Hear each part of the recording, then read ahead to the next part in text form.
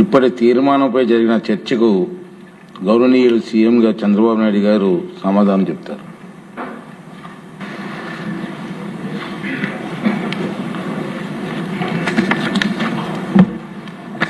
అధ్యక్ష,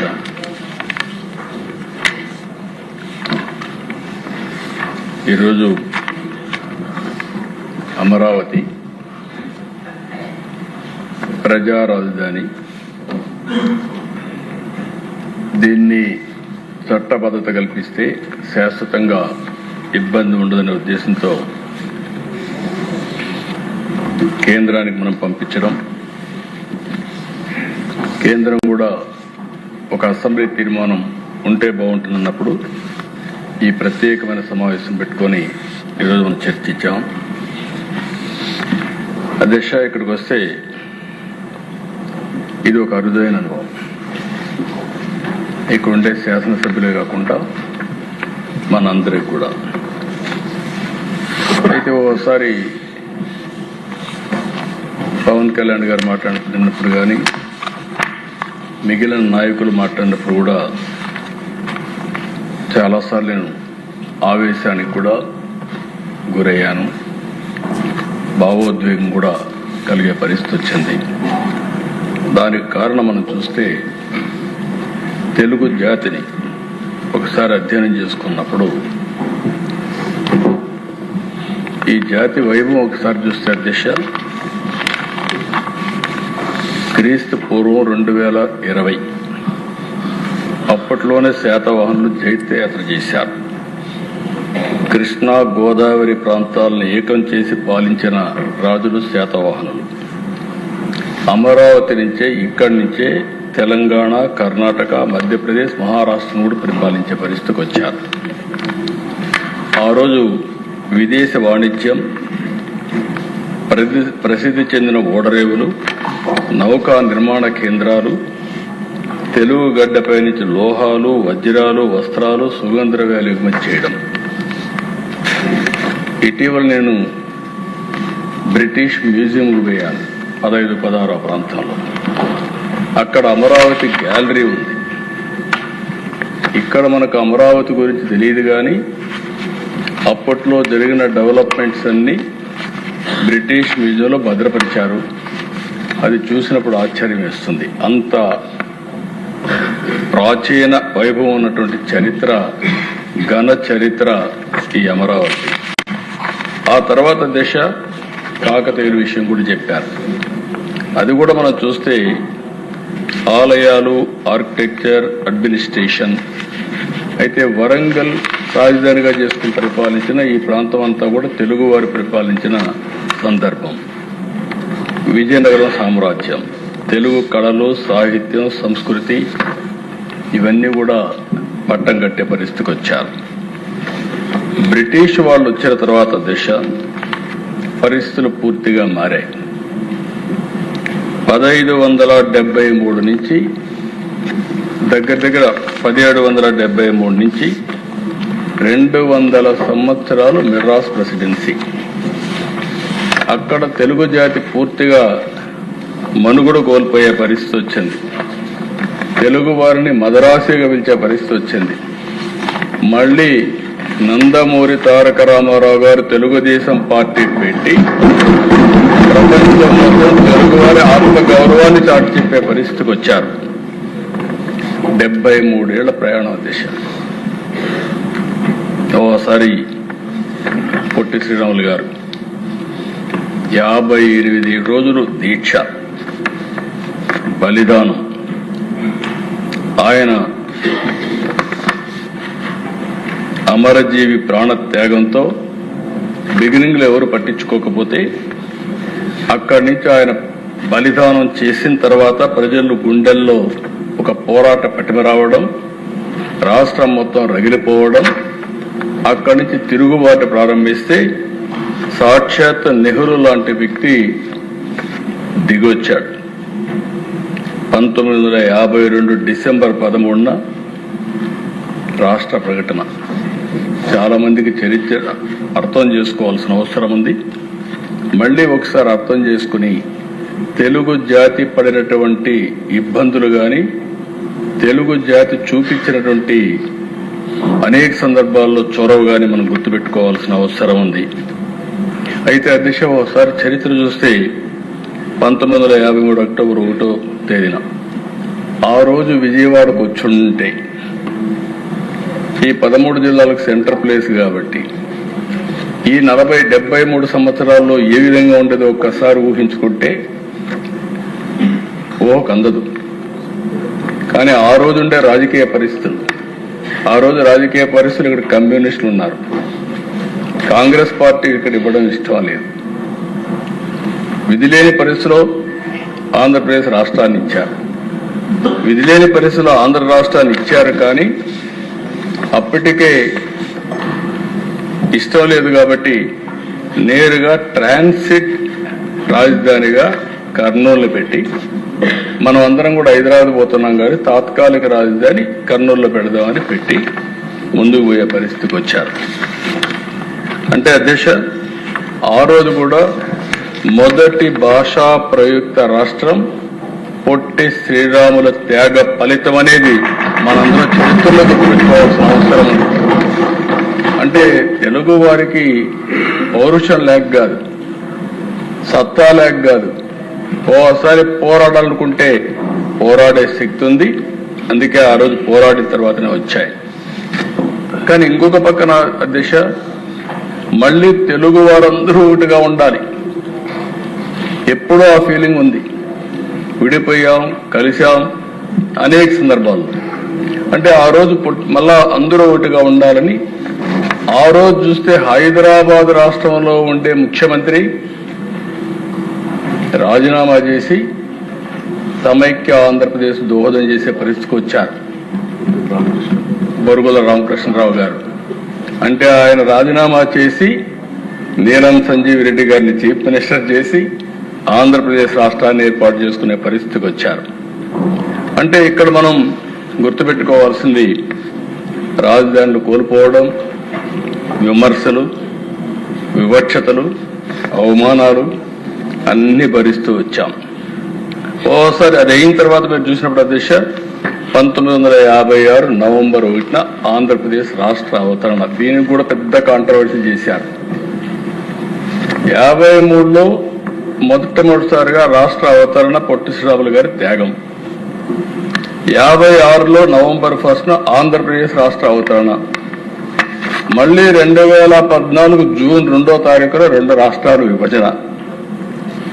ఏ రోజు జరపాలి ఆంధ్ర రాష్ట్ర అవతరణ అంటే దీనికి సమాధానం లేకపోతే అందరూ ఇది చేస్తామంటే కాదు అని మనం చెప్పే పరిస్థితికి వచ్చాం. అందుకే మొన్న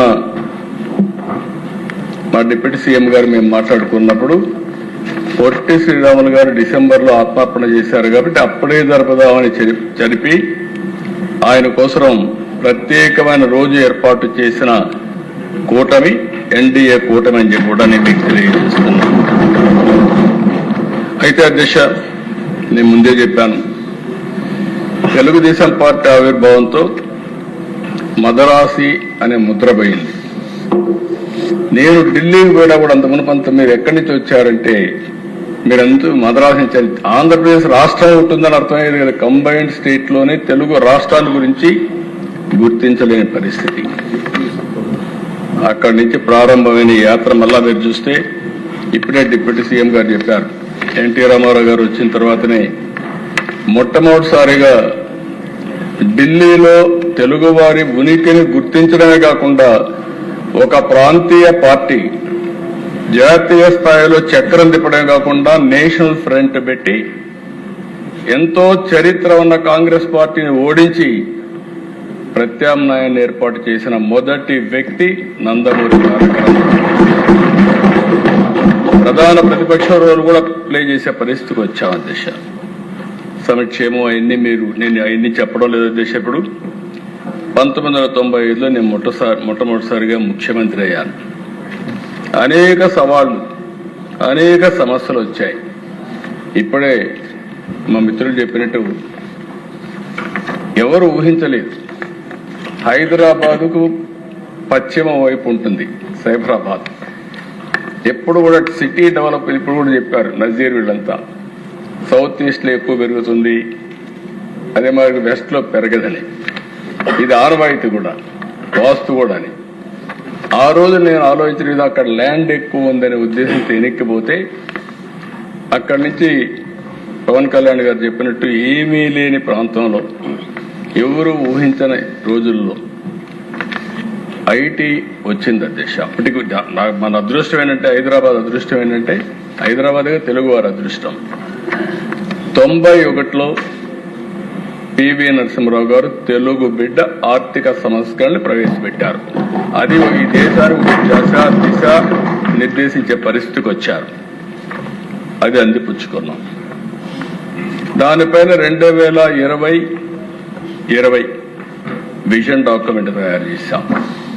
ఇంటర్నెట్ రెవల్యూషన్ వచ్చింది. ఆ ఇంటర్నెట్ రెవల్యూషన్ అందిపుచ్చుకున్నాం. దాన్ని అందిపుచ్చుకొని ఫస్ట్ మూవర్ అడ్వాంటేజ్ తీసుకున్నాం. అది తీసుకుంటే దేశ ఈరోజు చాలా సంతోషం నాకు ఒకసారి అనిపిస్తుంది. చరిత్రలు ఎట్లుంటాయని ఇప్పుడే మీరందరూ కూడా చెప్పారు. చెప్పిన తర్వాత దేశ ఇప్పుడే ఒక ఫిగర్ తెప్పించాను. దేశ ఆ ఫిగర్ తెప్పిస్తే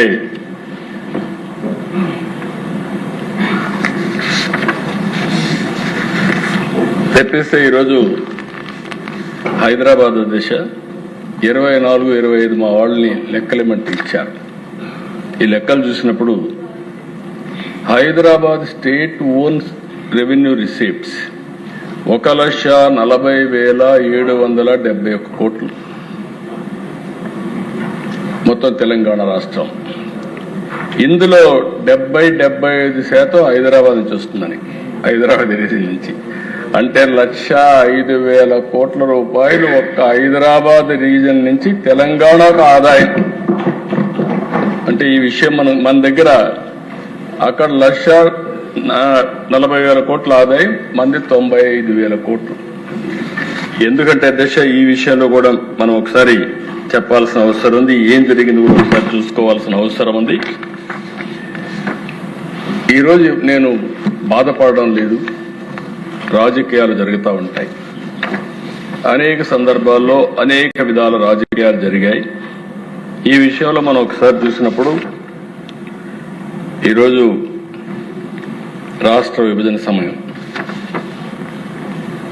ఇక్కడి వరకు మీరు ఒక్కసారి చూస్తే దేశ మధ్యలో కూడా కొన్ని సంఘటనలు జరిగాయి.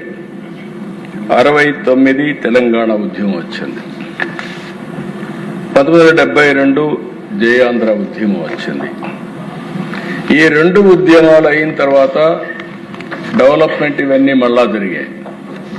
2000లో మళ్ళా ప్రత్యేక తెలంగాణ ఉద్యమం, 2014 విభజన వచ్చింది. ఇప్పుడే చాలా మంది షేర్ చేశారు. ఆ రోజు నాదెళ్ల మనోహర్ గారు స్పీకర్ మీ స్థానంలో హైదరాబాద్ అసెంబ్లీలో ఉన్నారు. నేను ప్రతిపక్ష నాయకుడిని. ఏ విధంగా పోరాడాము, అందరం పోరాడింది కూడా మీరు ఒకసారి అదే దిశ. నేను ఆ రోజు ఈ రోజు ఒకటే చెప్పాను. ఆ రోజు హైదరాబాద్లో సైబరాబాద్ నగరాన్ని ఏర్పాటు చేశాం. తెలుగు జాతి కోసం చేశాం. నేను మొట్టమొదట ముఖ్యమంత్రి అవుతాన దిశ అమెరికాకి వెళ్ళాను. 14 రోజులు తిరిగాను. ఎండ్ టు ఎండ్ తిరిగాను. ఆల్ కార్పొరేట్ జైంట్స్ కలిశాను. కలిసి బ్రిక్ బై బ్రిక్ హైదరాబాద్లో సైబరాబాద్లో అభివృద్ధి చేశాం. దేనికోసం అంటే తెలుగు జాతికి పూర్వ వైభవం రావాలి, అన్ని విధాలా బాగుండాలి, వ్యవసాయమే కాదు పారిశ్రామికవేత్తలు కావాలి, ఐటీని అందిపుచ్చుకోవాలని చెప్పి ఉద్దేశంతో చేశాం. ఫలితాలు వచ్చాయి. ఈరోజు గర్వంగా చెప్పగలుగుతున్నా, ఆ రోజు వేసిన ఫౌండేషన్ వల్ల హైదరాబాద్ మోస్ట్ లివబుల్ సిటీగా తయారైంది. ఆ రోజు చేసిన పనుల వల్ల Telangana highest per capita income in the country. తర్వాత వచ్చిన ఏ స్టేట్ కాదు దిశ. ఆ రోజు విభజనప్పుడు నేను ఒకటే అడిగాను, సమన్యాయం చేయండి అని అడిగాను. రెండు ప్రాంతాలని గౌరవించమని అడిగాను. అన్ని ప్రయత్నాలు చేశాం. ఆ రోజు కూడా ఇప్పుడుండే ప్రతిపక్ష నాయకుడు కాదు, ఇప్పుడుండే వైసీపీ నాయకుడు పార్లమెంట్లో ఉండే దిశ ఎక్కడున్నాడు ఎవరికి తెలియదు. ఎక్కడ ఆ కెమెరాలకు కూడా తప్పకుండా తప్పించుకొని తిరిగే పరిస్థితికి వచ్చారు.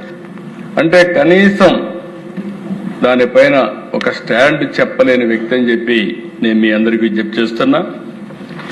అక్కడి నుంచి మళ్ళీ మనం రోడ్డు మీదకి వచ్చాం. ఇప్పుడే పవన్ కళ్యాణ్ గారు చెప్పారు, మిగిలిన వాళ్ళు కూడా చెప్పారు, అనేక సవాళ్లు, సంక్షోభాలు, ఎక్కడ కూర్చోవాలో తెలియదు.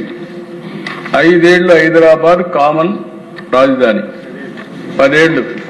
ఆ 10 ఏళ్ల తర్వాత వస్తే మళ్ళీ మనం డెవలప్ చేయలేమనే ఉద్దేశంతో అప్పుడే ఇక్కడికి రావడం.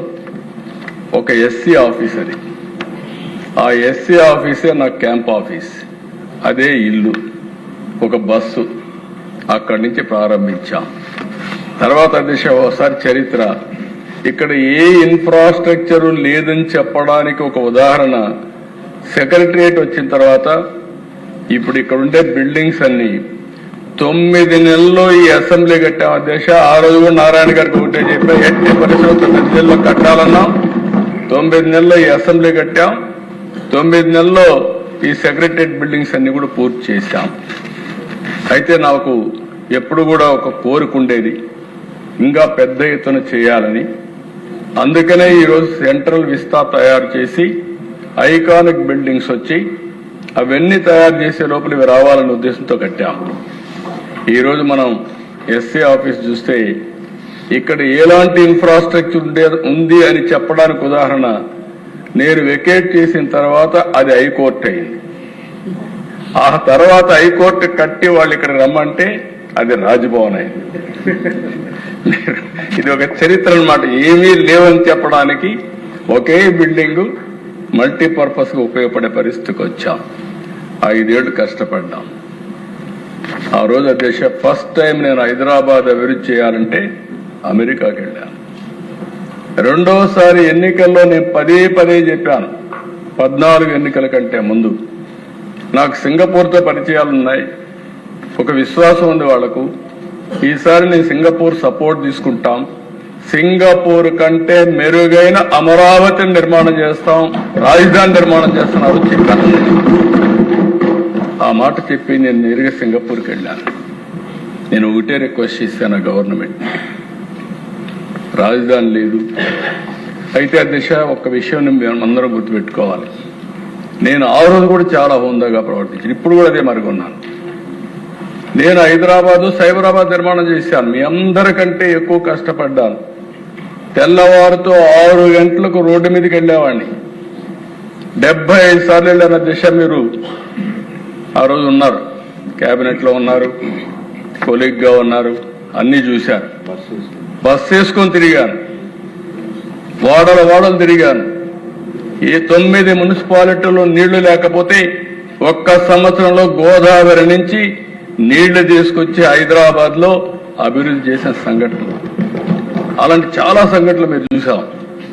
అయితే అధ్యక్ష ఇక్కడికి వచ్చినప్పుడు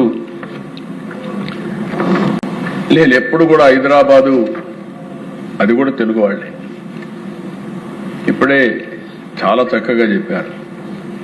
మనమంతా కూడా జాతీయత, దేశం బాగుండాలి, అదే సమయంలో ఒక రాష్ట్రం, ఇక్కడుండే జాతి కూడా బాగుండాలి.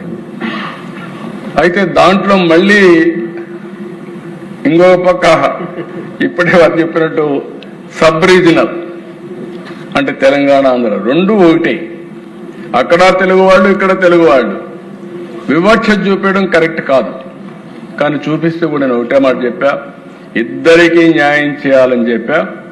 ఈ రోజు అంతా కూడా నేను చెప్పినటువంటి ఇంబ్యాలెన్స్ ఉన్నా మళ్లీ కష్టపడతాం, ఈ ప్రాంతాన్ని అభివృద్ధి చేసుకుంటాం.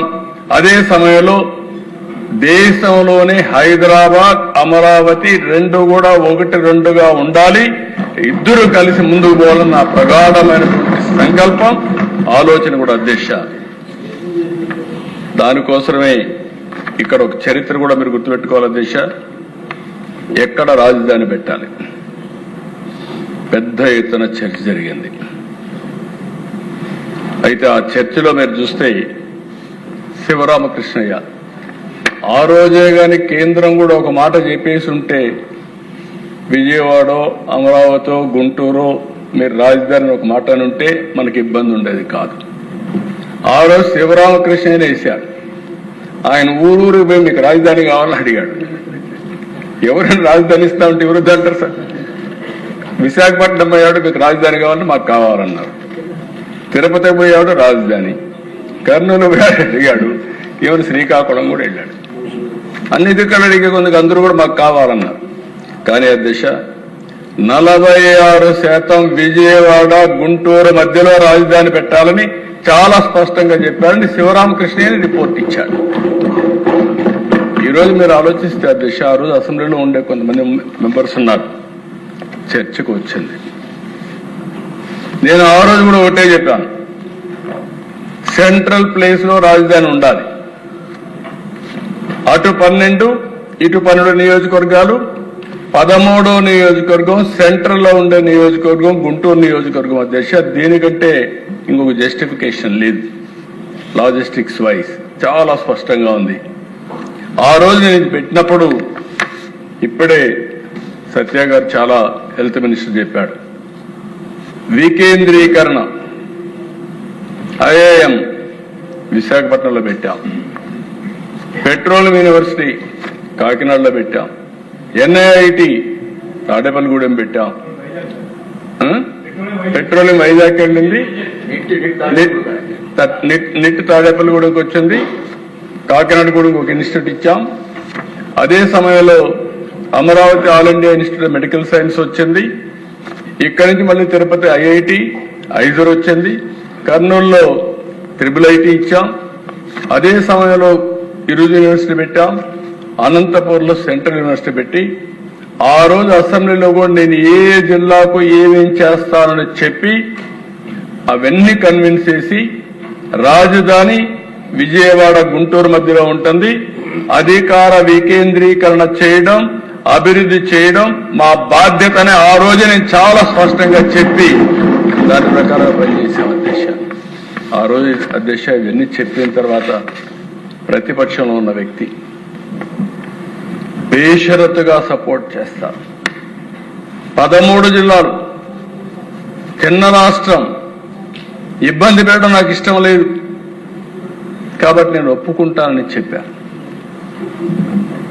అదే మరిగా అధ్యక్ష ఇప్పుడే ఫైనాన్స్ మినిస్టర్ గారు ఇచ్చారు, రోజుకొక మాట, ఓసర వెళ్ళి రాజకీయాలు అంటే కనీసం టెక్నాలజీ వచ్చిన రోజుల్లో మనం చెప్పిన మాటని మళ్లీ మారిస్తే ఏమనుకుంటారో కూడా లేకుండా 14-19 చెప్పిన తర్వాత ఎన్ని విన్యాసాలు వేయాలని ఎన్ని విన్యాసాలు వేశారు.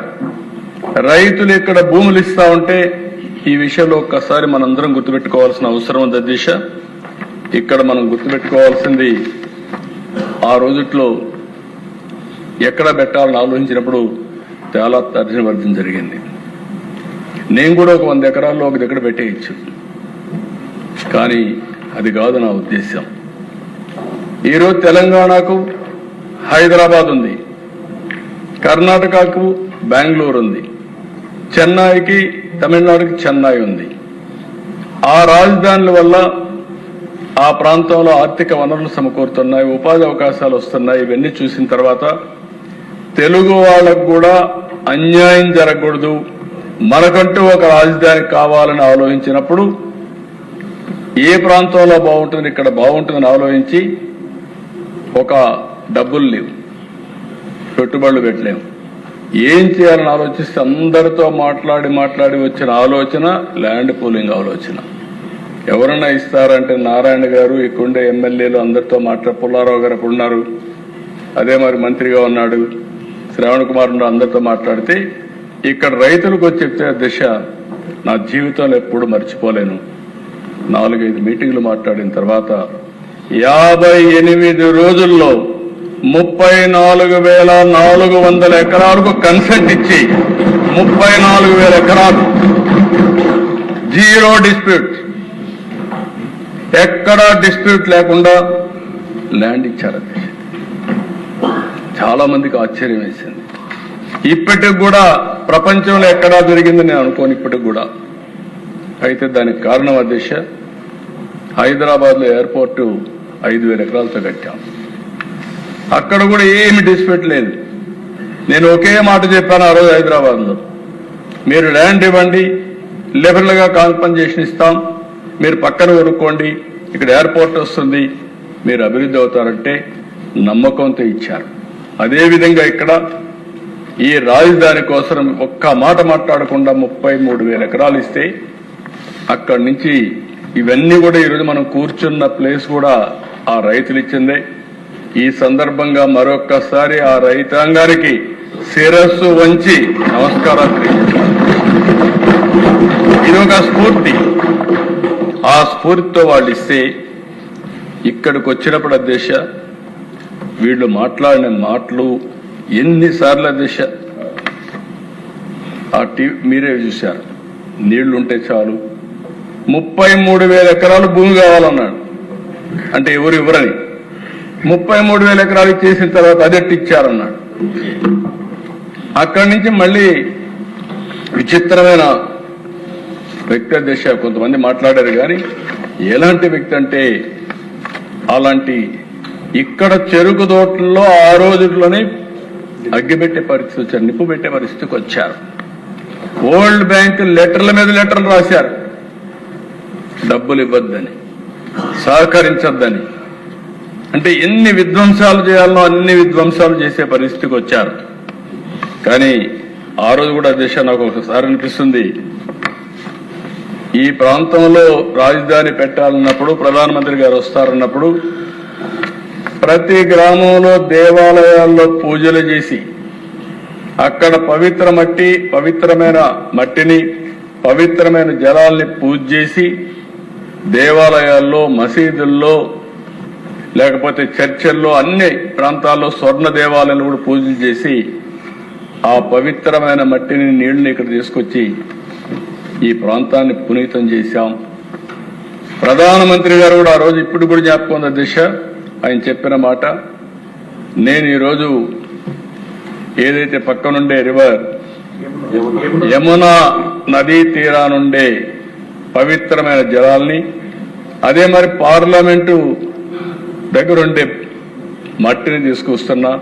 ఇది పార్లమెంటు దగ్గర మట్టిని తీసుకొచ్చారంటే పార్లమెంటు సాక్షిగా అమరావతిని అభివృద్ధి చేసే బాధ్యత పార్లమెంటు తీసుకుంటుంది, కేంద్ర ప్రభుత్వం తీసుకుంటుందని ఆ రోజే ప్రధానమంత్రి గారు చెప్పారు. అదే భరోసా అని చెప్పి కూడా నేను మీకు తెలియజేస్తున్నాను అధ్యక్ష.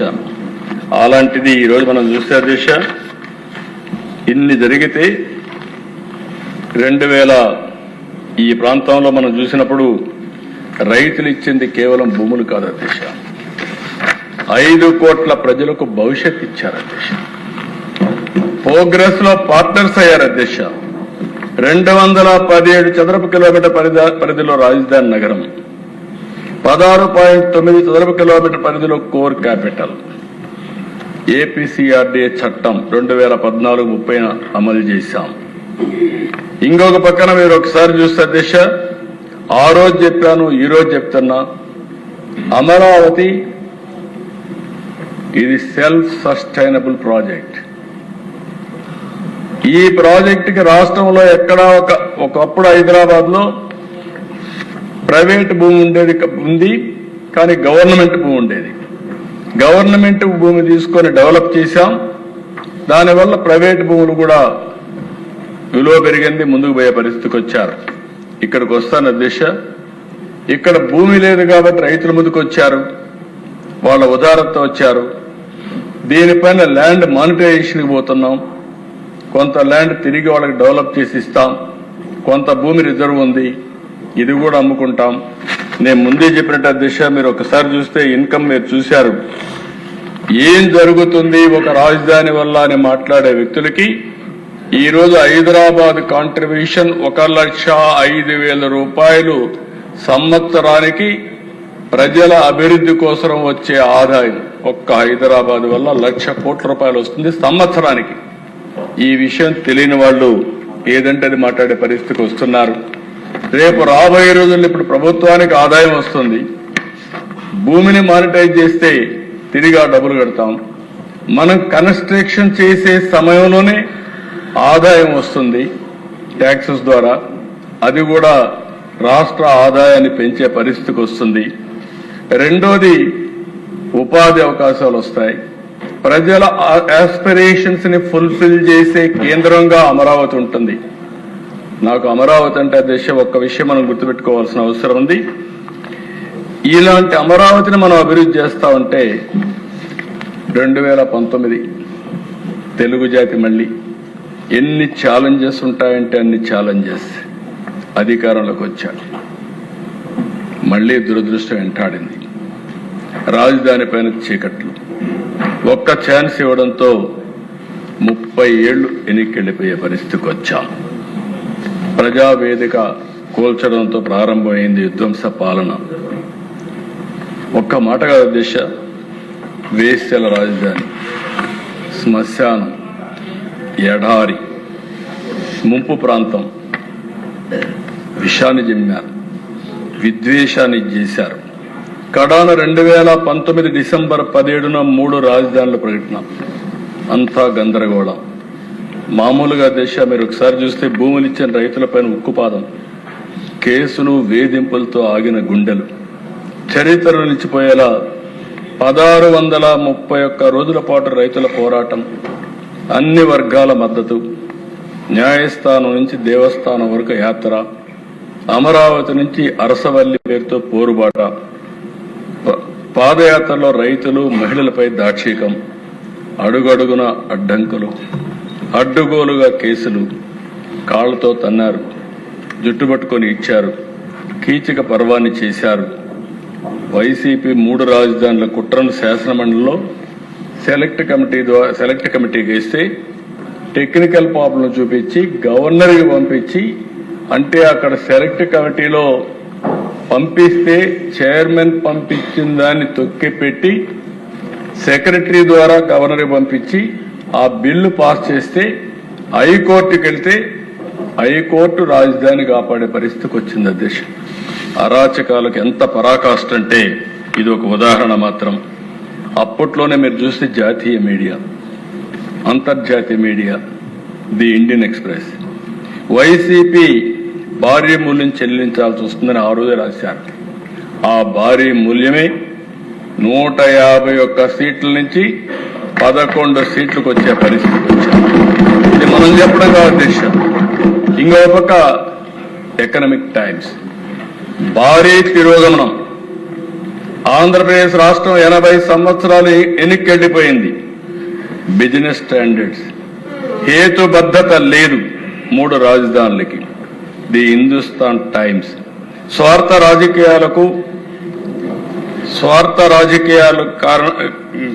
రాజకీయ కారణాలు భవిష్యత్తుకు నాశనం చేస్తాయని చెప్పారు. బ్లూంబర్గ్ అమెరికా నుంచి వాళ్ళు రాసినప్పుడు ఇంకా పెట్టుబడులు రావు, పెట్టుబడులు ఉండేటివి పోతాయంటే అదేవిధంగా మొత్తం పోయే పరిస్థితి వచ్చింది.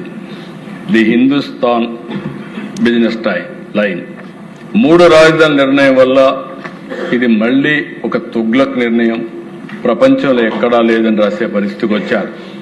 సిపిఐ, సిపిఎం, జనసేన, బీజేపీ, కడకు కాంగ్రెస్ కూడా అందరూ అమరావతిని యాక్సెప్ట్ చేశారు. ఓసర వెళ్లి రాజకీయాలు చేసి 3 ఆటలు ఆడిన పార్టీ వైఎస్ఆర్ కాంగ్రెస్ పార్టీ. ఆంధ్ర రాష్ట్రానికి ద్రోహం చేసిన పార్టీ వైఎస్ఆర్ కాంగ్రెస్ పార్టీ అని చెప్పి నేను తెలియజేస్తున్నా. అంతటితో ఆగలేదు అధ్యక్ష. 2024 పవన్ కళ్యాణ్ గారిని నేను మనస్ఫూర్తిగా అభినందిస్తున్నా. మొట్టమొదటిసారిగా 2014 జ్ఞాపకం బీజేపీతో అలయన్స్ పెట్టుకున్నాం. అలయన్స్ పెట్టి ఎన్నికలకు పోతున్నాం. ఎన్నికలు పోయే సమయంలో ఒకసారి పవన్ కళ్యాణ్ గారు కలిసి రిక్వెస్ట్ చేయాలి. నేను ఇంటికి వెళ్ళాను, వారికి జ్ఞాపకం ఉంటుంది. ఇంటికి వచ్చాను. ఇంటికి వచ్చినప్పుడు నేను మాట్లాడినప్పుడు అన్కండిషనల్ గా నేను పోటీ చేయను, ఎన్డీఏ కూటమికి దేశ రాజకీయాల కోసం, దేశ భవిష్యత్తు కోసం, ఆంధ్రప్రదేశ్ భవిష్యత్తు కోసం నేను అన్కండిషనల్ గా సపోర్ట్ చేస్తానని చెప్పి అన్కండిషనల్ గా సపోర్ట్ చేశారు. అప్పుడు ఆంధ్రప్రదేశ్, తెలంగాణ 2 పోటీ చేశాం అధ్యక్ష. అదే మరిగా బీజేపీతో కూడా అందరం కలిసి పోటీ చేశాం. 2 దిక్కల్లా సపోర్ట్ చేశారు. అక్కడి నుంచి మళ్ళీ ఇవన్నీ చూసిన తర్వాత అందరం బాధితులమే ఇక్కడ ఉండేవాళ్ళం. డైరెక్ట్ గా ఇండైరెక్ట్ గా అందరం బాధితులమే, అందరం కూడా సఫర్ అయ్యాం. అది చూసిన తర్వాత ప్రజల్లో ఒక ఆవేశం, బాధ వచ్చింది. రాష్ట్ర భవిష్యత్తును కాపాడుకోవాలని వచ్చారు. అప్పుడే నేను ముందే పవన్ కళ్యాణ్ గారు మీ జైల్లో ఉన్నప్పుడు చెప్పారు, మేమందరం కలిసి పోటీ చేయాలని నిర్ణయించాం. చరిత్ర దశ. నేను చాలా ఎన్నికలు పోటీ చేశాను కానీ 194% స్ట్రైక్ రేట్తో 175కు 164 సీట్లు గెలిచిన ఏకైక ఎన్నిక 2014. ఇది 3 రాజధానులకు వ్యతిరేకంగా ఇచ్చారు, ప్రజా వ్యతిరేక కార్యక్రమాలకు వ్యతిరేకంగా ఇచ్చారు. మళ్లీ మంచి రోజులు ప్రారంభమైనాయి. కేంద్రం ఇమ్మీడియట్ గా 15,000 కోట్ల రూపాయలు శాంక్షన్ చేశారు.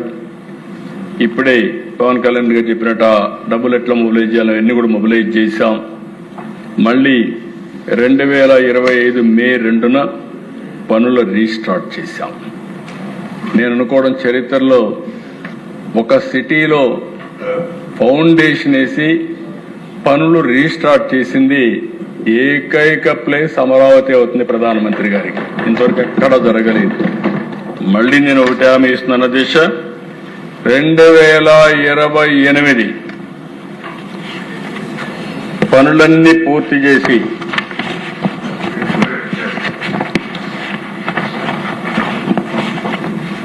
ఈరోజు మొత్తం ప్రధానమంత్రి గారు రీస్టార్ట్ చేసింది 2 మే 2025. మొత్తం trunk roads, layouts, assembly, high court, 5 iconic towers ఇవన్నీ కూడా వివిధ డేట్స్ లో పూర్తవుతాయి. ఇప్పుడే నారాయణ గారు అడిగితే క్లియర్ గా ట్రంక్ రోడ్స్ అన్ని 27 మే 2027కి పూర్తవుతాయి. లేఅవుట్స్ అన్ని 27 మే 2028కి పూర్తవుతాయి. అసెంబ్లీ 28 మే 2028కి పూర్తవుతాయి.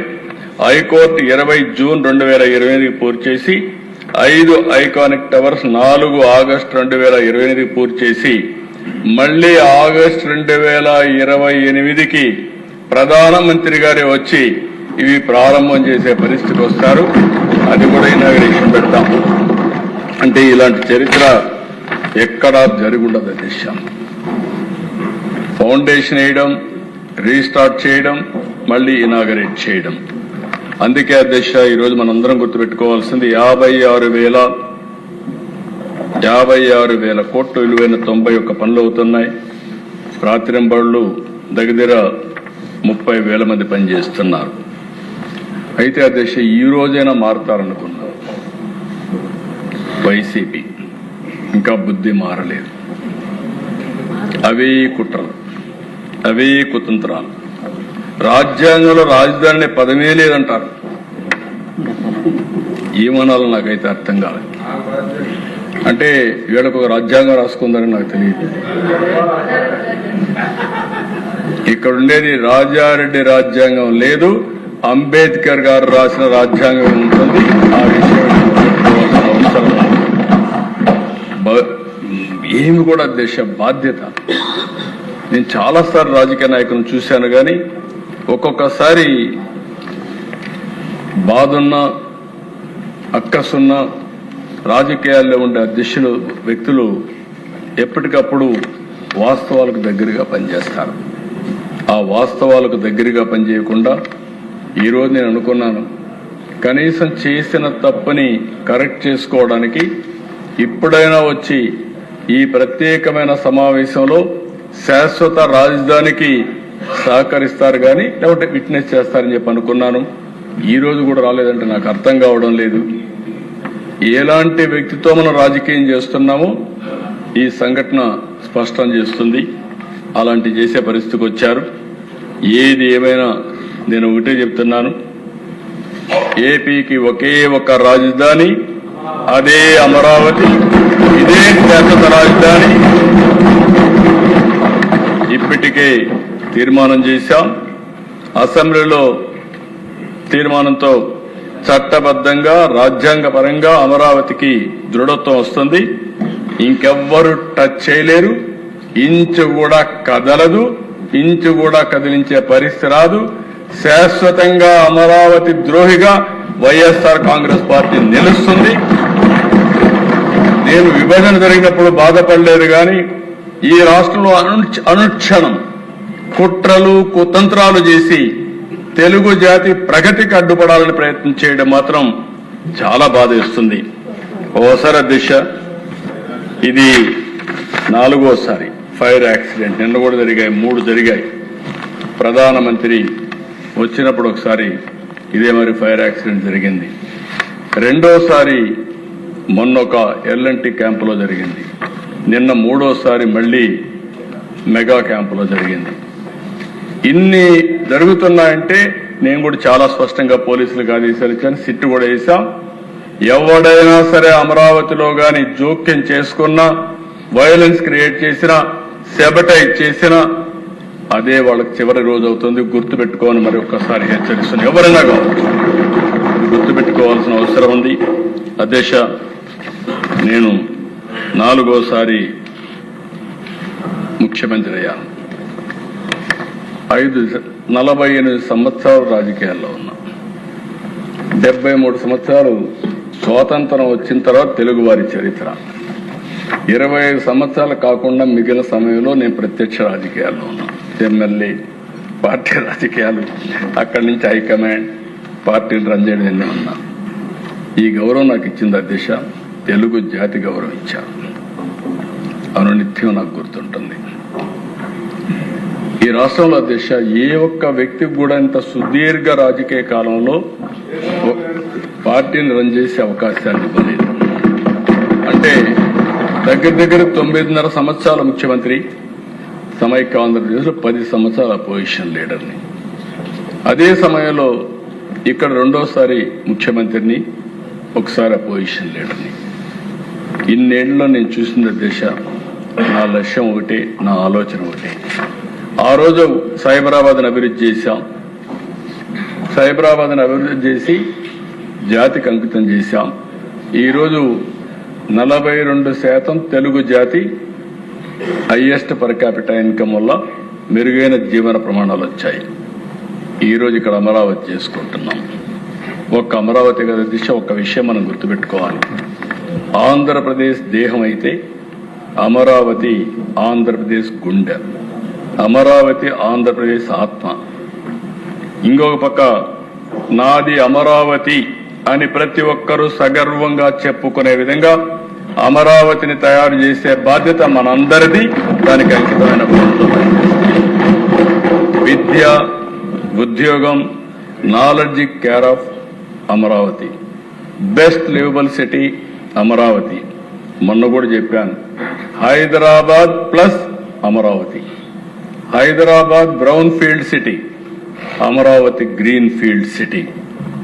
ఇక్కడ ఆదాయాన్ని సృష్టిస్తాం. రాష్ట్ర అభివృద్ధికి, సంక్షేమానికి ఈ ఆదాయాన్ని ఖర్చు చేసే పరిస్థితి వస్తాం. ఇది భవిష్యత్ నగరం అమరావతి. నేచర్, ట్రెడిషన్, టెక్నాలజీ కలయిక తీసుకొస్తాం. బ్లూ గ్రీన్ కాన్సెప్ట్ దేశంలో చాలా రాష్ట్రాల్లో కూడా మీరు చూస్తే కృష్ణా నది ఫ్రెష్ వాటర్, ఇది పోయేది ఎక్కడా లేదు. అదే సమయంలో గ్రీన్, చెట్లు పెడితే బ్రహ్మాండంగా వస్తాయి.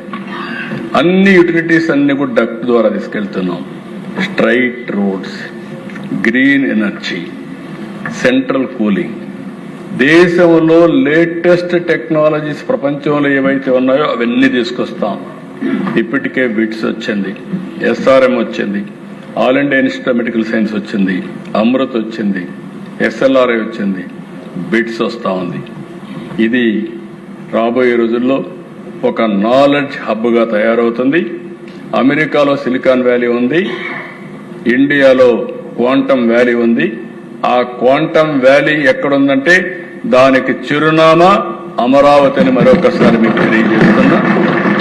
2025 నాటికి ఇవన్నీ చెప్పాను, పూర్తి చేస్తాం. ప్రపంచం మొత్తం ప్రధానమంత్రి గారితో ఇనాగరేట్ చేస్తాం. దేశంలో ఇప్పుడు ఉండే నగరాలన్నీ ఒకప్పుడు కట్టిన నగరాలు. హైదరాబాద్ ఇటీవల కాలంలో కట్టిన నగరం, అమరావతి ఫ్యూచర్ నగరం, భవిష్యత్ నగరం, వరల్డ్ బెస్ట్ నగరంగా తయారు చేసి ఈ జాతికి అంకితం చేసి దేశమే గర్వపడే విధంగా అమరావతిని తయారు చేసే బాధ్యత మనం తీసుకుంటాం. ఒకే రాజధాని, అభివృద్ధి మాత్రం అన్ని ప్రాంతాలు. గడిచిన కాలంలో మూడు ముక్కలాట ఆడారు, రాష్ట్రాన్ని భ్రష్టు పట్టించారు. ఈరోజు స్పష్టంగా నేను హామీ ఇస్తున్నా, 3 రీజియన్లుగా అభివృద్ధి చేస్తాం. Visakhapatnam region, Amaravati region, Tirupati region వస్తాయి. ఈ 3 కూడా మెగా సిటీలు డెవలప్ చేస్తాం. అన్ని ప్రాంతాలు అభివృద్ధి చేస్తాం. ఇప్పటికే మెగా ప్రాజెక్టులు వచ్చాయి. విశాఖ గూగుల్ ఎవ్వరూ ఊహించలేదు. $15 బిలియన్, 1 గిగావాట్ కెపాసిటీతో డేటా సెంటర్ వచ్చింది. ఏఐ వస్తుంది. ఏప్రిల్లో ఫౌండేషన్ ఇస్తున్నాం. 3 సంవత్సరాల్లో ఫేజ్ 1 పూర్తి చేసి విశాఖపట్నానికి అంకితం చేసే జాతికి అంకితం చేస్తాం. నిన్నే Anakapalli RCR Mittal Nissan steel city, ఇది ప్లాంట్ కాదు, ఒక సిటీని నిర్మాణం చేస్తున్నాం. అక్కడ ప్రజలకి మనస్ఫూర్తిగా నమస్కారాలు తెలియజేస్తున్నా. మేము ఒక ప్లాంట్ వస్తుందంటే ఆ ప్లాంట్ కు పూర్తిగా సహకరించి ల్యాండ్ ఇచ్చిన రైతుల వల్ల అనేది సాధ్యమైంది. ఆ రైతాంగానికి మనస్ఫూర్తిగా అభినందనలు, ధన్యవాదాలు తెలియజేస్తున్నాం. ఇంకొక పక్కన దిశ, ఈరోజు రామాయంపట్నం బీపీసీఎల్ వస్తుంది, అది కూడా తొందరలో ఫౌండేషన్ ఇస్తాం. కాకినాడ గ్రీన్ అమోనియా ప్లాంట్ వస్తుంది. Amaravati quantum valley, Polavaram, Amaravati, Visakha steel plant కేంద్రం సహాయం చేసింది. మనస్ఫూర్తిగా అభినందిస్తున్నా. మొన్నటి వరకు విశాఖపట్నం స్టీల్ ప్లాంట్ ఏమవుతుందో దిక్కుదిలిన పరిస్థితి నుంచి ఈ రోజు లాభాల బాటలో నిలబెట్టే బాధ్యత ఈ ప్రభుత్వం తీసుకున్నాం. దాన్ని కూడా ముందుకు తీసుకెళ్తాం. పోలవరం నిన్న కూడా రివ్యూ చేశాను. కేంద్ర సెక్రటరీ వచ్చాడు, కాంతారా వస్తాయని గట్టిగా చెప్పాం. మొత్తం స్ట్రీమ్ లైన్ చేసి డబ్బుల కొరత లేదు. మనకు రాబోయే సంవత్సరం గోదావరి పుష్కరాలు వస్తాయి. గోదావరి పుష్కరాల కంటే ముందు పోలవరాన్ని పూర్తి చేసి జాతికి అంకితం చేసే బాధ్యత తీసుకుంటాం. అది కూడా పూర్తి చేస్తాం. ఉత్తరాంధ్రకు మెగా పరిశ్రమలు తీసుకొస్తాం. రాయలసీమలో సాగునీరు, పరిశ్రమలు, హార్టికల్చర్ తీసుకొస్తాం. నేను మీరు శాశ్వతం కాదు, మనందరం గుర్తుపెట్టుకోవాలి. మనం చేసిన మంచి, మనం చేసిన అభివృద్ధి శాశ్వతం. మనకి ఎప్పటికీ గుర్తుండాల్సిన అవసరం ఉంది. అందుకే ఈ రోజు చెప్తున్నాను అధ్యక్ష, ఈ తీర్మానం పెట్టినప్పుడు మీ అందరినీ రిక్వెస్ట్ చేస్తున్నా. అమరావతి అజేయం, అమరావతి అద్భుతం, అమరావతితోనే తెలుగు వైభవం. జై తెలుగు తల్లి, జై భారత్, జై హింద్.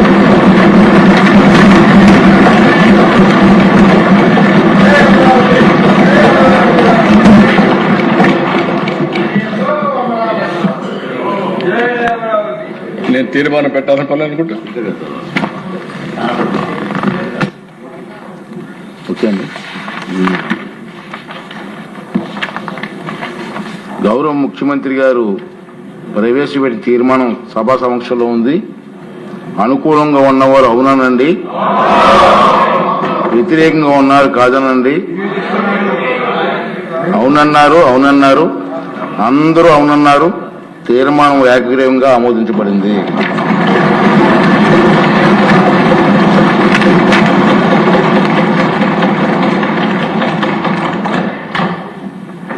చిన్న ప్రకటన అండి. 28 మార్చి 2026 ఇప్పుడు 16వ శాసనసభ 6వ సమావేశాలు గణాంకాలు తెలియజేస్తున్నాను. సభ ఒక రోజు సమావేశం అయింది. ఈ రోజు 5 గంటలు 30 నిమిషాలు సభ నడిచిందండి. ఈరోజు 30 నిమిషాల పాటు శాసనసభ కార్యక్రమాలు జరిగాయి. ఒక ప్రభుత్వ తీర్మానం ఏకగ్రీవంగా ఆమోదించబడింది. మొత్తం 23 మంది సభ్యులు తీర్మానంపై చర్చల్లో పాల్గొన్నారు. 28/3/2026 అంటే నేటి రోజున శాసనసభలో రాజకీయ పక్షాలు బలాబలాలు ఇలా ఉన్నాయి. తెలుగుదేశం పార్టీకి 135 మంది సభ్యులు, జనసేన పార్టీకి 21 మంది సభ్యులు, వైఎస్ఆర్ పార్టీ వైఎస్ఆర్ కాంగ్రెస్ పార్టీకి కేవలం 11 మంది, జాతీయ జనతా పార్టీకి 8 మంది సభ్యులు ఉన్నారండి. ఈ విషయాలు తమ దృష్టికి తీసుకొస్తున్నారు. 16వ శాసనసభ 6వ సమావేశాలను నిరవధికంగా వాయిదా వేయడమైంది.